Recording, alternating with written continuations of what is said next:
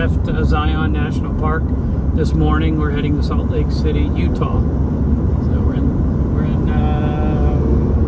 in still southern Utah, kind of working our way through the middle of Utah. We're on US Interstate 15,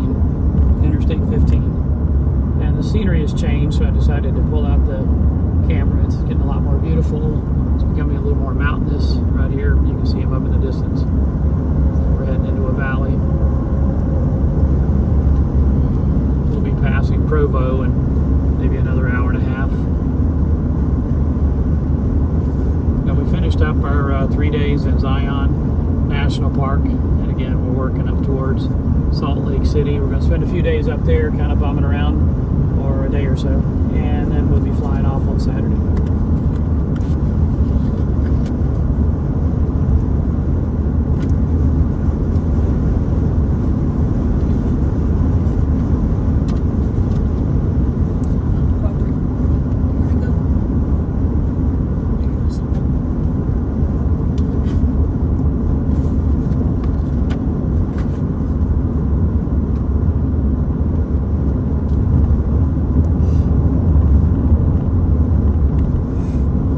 I'd tell you that we had a great experience in Zion. Did a total of 5 different trails.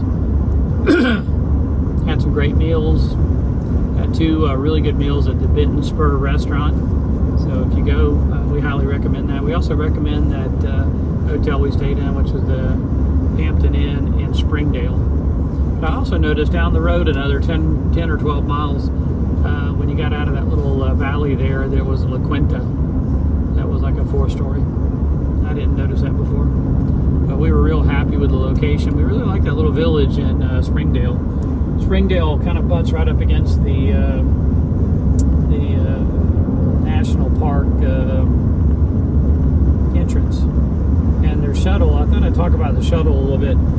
If you're staying in Springdale, they got a great shuttle. It's free. If you're staying in one of the hotels, you just walk over and they don't ask for anything. They don't ask for any money. They don't ask for any national park annual pass. Nothing. They mention it, but you don't have to show it. And then you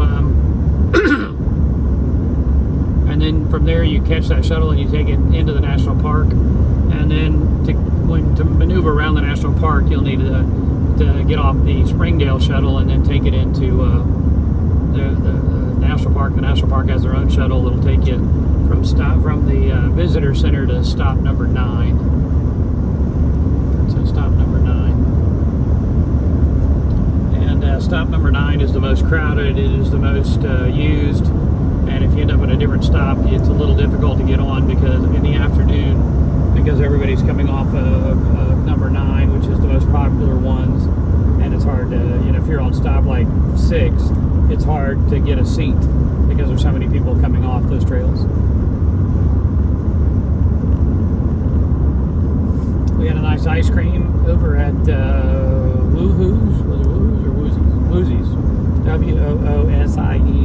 Had a really great ice cream.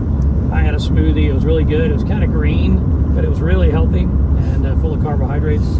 Getting ready for the next day's that we did 2 days ago was Woosies. But again, that was mainly the 3 things that we experienced. Was the hotel. The hotel had a pool, jacuzzi, which I enjoyed every night, and my aching bones, really enjoyed that. The rooms are, nothing normal. They're just a couple of queen beds and a refrigerator. But the amenities, like I said, with the pool and the jacuzzi and the free breakfast. So the free breakfast was absolutely fabulous. So and the convenience to a stop. So we never drove our car, like when we were going hiking. We didn't drive our car. It was just easier to take your backpack and your water and all your things that you need in your backpack, walk over about 100 yards and catch the shuttle, which runs about every 10 minutes. And then you take that shuttle down to the visitor center and they drop you off. If you need any supplies for hiking, right where they drop you off, Zion Outfitters, I highly recommend them. When we did the Narrows hike, we rented our shoes there, a pole, rubber socks and our water shoes, and I highly recommend it. So yeah, it's really pretty. And like I said, I really cannot say enough good things about Zion Outfitters.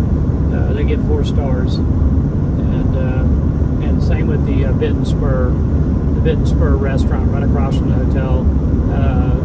Both meals that we had 2 dinners, and we normally don't go back to a second place for a meal unless it's really good, and it was really excellent.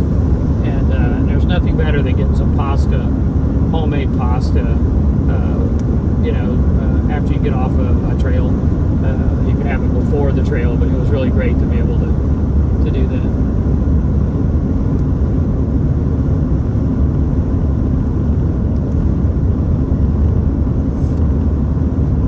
I did want to give you a little warning down in the village. So when you're going down in the village, it looks like there's a lot of public parking lots, but almost every parking lot down in that village is excluded only if you're going to use their services. If you're going to go in and eat in their restaurant, or you're going to buy ice cream, there's just signs everywhere. Be real careful where you park down in the Springdale.